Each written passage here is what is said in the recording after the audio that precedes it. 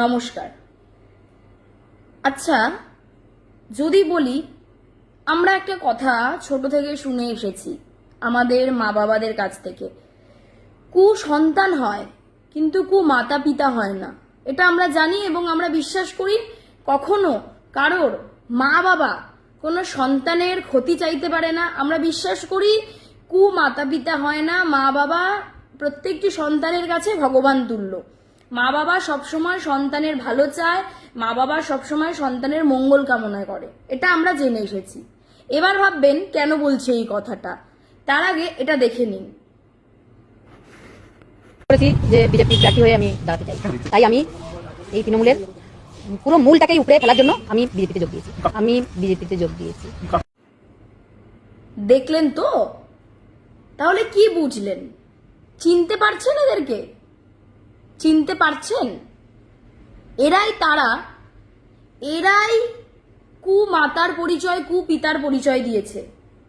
আজকে যখন আরজি করের ঘটনাটি ঘটল, তখন আমরা সকলে জানি বাংলার জন্য কালো দিন ছিল। আমরা জানি আমাদের মেয়েদের জন্য খুব বাজে দিন। আমরা জানি খুব অন্যায় কাজ করা হয়েছে। তার জন্য আমরা সকলে প্রতিবাদ করেছি। আমরা সকলে বলেছি জাস্টিস ফর আরজি কর। এটা আমরা কিন্তু সকলে বলেছি। কিন্তু আমরা এটাও বারবার বলেছি যে কোনো একটা জায়গায় এই মৃত্যুটাকে নিয়ে রাজনীতি হচ্ছে। আমরা বারবার জোর গলায় বলেছি। আমি নিজেই ভিডিও বানিয়েছিলাম। আমার পুরনো ভিডিওতে গেলে দেখা যাবে নিজে বলেছিলাম আমরাও শাস্তি চাই, আমরাও দোষীকে খুঁজে বের করে চাই যে তার ফাঁসি হোক, আমরাও চাই শাস্তি। কিন্তু আমরা এটাও জোর গলায় বলেছিলাম রাজনীতি হচ্ছে। আজকে এই ভিডিওটা দেখে বলুন তো, যেই মেয়েটি এইভাবে মারা গেল, যার জন্য বাংলা সহ গোটা ভারতবর্ষ সহ ভারতবর্ষের বাইরে অব্দি আন্দোলন হলো, সেই মেয়েটির মা লোভ সামলাতে না পেরে কি বলছে, উনি বিজেপির প্রার্থী হতে চান, তার সাথে বিজেপির আগেই কথা হয়ে গেছে। হ্যাঁ, হয়তো এখন যদি তাকে প্রার্থীর লিস্টে না দেখেন অবাক হবেন না, ভাববেন যে আমি আপনি আপনার মতন কিছু মানুষ প্রতিবাদ করার জন্য লজ্জায় বিজেপি তাকে করেনি। কিন্তু হ্যাঁ, উনি নিজে বলছে যে বিজেপি ওনাকে কথা দিয়েছে প্রার্থী করবে পানিহাটি থেকে। এটা কি রাজনীতি নয়? তার মেয়ে মারা গেছে 1.5 বছর 2 বছর হয়েছে, 1.5 বছর হয়েছে। আচ্ছা বলুন তো, যে কিভাবে একটা মা পারে তার মেয়ের মৃত্যুকে নিয়ে রাজনীতি করে ভোটে দাঁড়িয়ে ভোটে জেতার আশা করতে এবং রাজনীতির ময়দানে নামতে? আমার ভিডিও কোনো মায়েরা কোনো বাবারা দেখে থাকলে আপনারা বলবেন আপনারা পারতেন আপনার মেয়ে যেভাবেই মারা যাক, আপনার মেয়ে নোংরাভাবে এইভাবে ধর্ষণ কাণ্ডে মারা যাক, আপনার মেয়ে রাস্তায় রোড অ্যাক্সিডেন্টে মারা যাক, আপনার মেয়ে শরীর খারাপ হয়ে মারা যাক, আপনি কি পারবেন মেয়ের নাম ভাঙিয়ে রাজনীতি করতে? আমার তো মনে হয় না কোনো সুস্থ স্বাভাবিক মানুষের পরিচয় এটা। তাহলে আমরা কার জন্য আন্দোলন করেছি?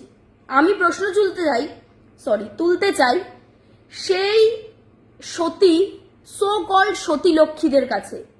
আমি ভিডিওটা ট্যাগ করতে পারি, নাম তুলে বলতে পারি। আমি এমন অনেককে দেখেছি আমার আশেপাশে এবং ফোনে, তারা সো কল্ড আমার মতন মেয়ে, তারা আপনার মতন মেয়ে, মা কাকিমা, কারোর দাদা ভাই বোন, তারা আন্দোলন করছে জাস্টিস ফর আরজি কর। সব দোষ তৃণমূল কংগ্রেসের ছিল, সব দোষ তৃণমূল কংগ্রেসের ছিল।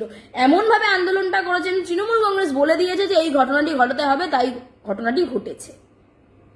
তারা কোথায় এখন? তারা কি মুখ খুলবে না? তারা কার জন্য আন্দোলন করেছিল? তারা কিসের প্রতিবাদ করেছিল? তারা কোন অভয়ার জন্য বিচার চেয়েছিল? যেই অভয়ের মা সব ভুলে গিয়ে বিজেপির পয়সায়, বিজেপির লোভে দালাল হয়ে উঠেছে, সেই অভয়ের জন্য। ছি বিজেপি, ছি। আপনারা রাজনীতি করতে করতে এত নিচে নেমে গেছেন, নিজেদের গোয়ালে গুতোগুতিটা নিয়ে এত লাফালাফি করে ফেলেছেন যে একটা মৃত্যুকে নিয়ে রাজনীতি করতে আপনারা আজকে পিছু পা হলেন না। এইটা তার সব থেকে বড় প্রমাণ। আমি এটা বলতে চাই, অনেকেই আছেন এখানে বলেন আমরা কোনো দল করি না। আমি তাদেরকে প্রশ্ন করতে চাই, আপনারা একটু উত্তর দিয়ে যাবেন। আচ্ছা বলুন তো, আপনারা তো কোনো দল করেন না, এটা কি সম্ভব? একটা মেয়ের মৃত্যুর পর তার মা বাবা কোনো দলের হয়ে ভোটে লড়তে চাইছে, এটা কি সত্যিই সম্ভব? এটা কি মেনে নেওয়ার মতন কথা? যেই মৃত্যু আমাদের নাড়িয়ে দিয়েছে, যেই মৃত্যু বাংলা সহ আমি বারবার বলছি গোটা পৃথিবীকে নাড়িয়েছে, তাহলে কি এখনো বুঝতে পারছেন না বিজেপির নোংরা রাজনীতি? নাকি এখনো বুঝতে পারছেন না, যেটা আমি প্রথমেই বললাম, কুমাতাও হয়। কিছু মা বাবারা টাকার কাছে বিক্রি হয়ে যায়, ভুলে যায় তার মেয়েকে, ভুলে যায় দিনগুলো। তাই তো বলি, ছাগলের 3 নাম্বার বাচ্চার মতো লাফালাফি না করে, তৃণমূল কংগ্রেসের দোষ না বলে কিছু জিনিস সত্যিকে সত্যি বলতে শিখুন। যেটা দেখছেন চোখে সেটা বলতে শিখুন। আপনারাই বিচার করবেন এটা অভয়ের মা ঠিক করছে, ওনার কি ঠিক বক্তব্য না ভুল বক্তব্য। আমি এটাও বারবার বলছি, এখন যদি পানিহাটি থেকে উনি না দাঁড়ান অবাক হবেন না, কারণ উনি কিন্তু নিজে বলেছেন ওনাকে দাঁড়ানোর জন্য বলা হয়েছে এবং উনিও দাঁড়াতে চান। আমাদের প্রতিবাদ, তীব্র নিন্দা সোশ্যাল মিডিয়ায় দেখতে পাচ্ছি, তীব্র নিন্দা আমরা নিউজ চ্যানেলে দেখতে পাচ্ছি। তারপরে হয়তো বিজেপি ওনাকে ক্যান্ডিডেট নাও করতে পারে, করতেও পারে, সেটা সম্পূর্ণ বিজেপির ব্যক্তিগত ব্যাপার। কিন্তু ওনার এই বাইকটা শুনে মনে হলো যে ভগবান করুক পৃথিবীর কোনো মাকে যেন এমন মা তৈরি না করে, ভগবান করুক এরকম বাবা যেন কারণ না হয়।